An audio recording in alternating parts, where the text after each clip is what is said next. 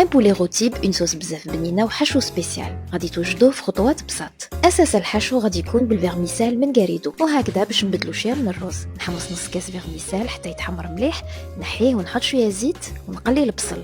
نقليه بيان سور مع رشه ملح وغير يدبال. نزيد عليه الكفته ونتبلها بالملح والفلفل الكحل. نزيد عليهم الثوم وكي يتقلى كلشي مليح نحط الفيرميسال محمصه ونص كاس فيرميسال بيضه.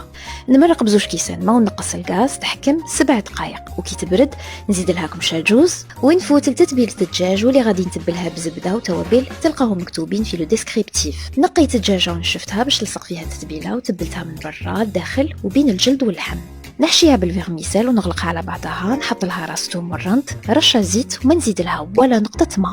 غادي تطيب في عصارتها وخطره على خطره نروزيها بالجو دو كويسون تاعها. والنتيجه دجاجه محمره مقرمشه جوتوز ومع غريدو تاكلو وتزيدو. على بروشين.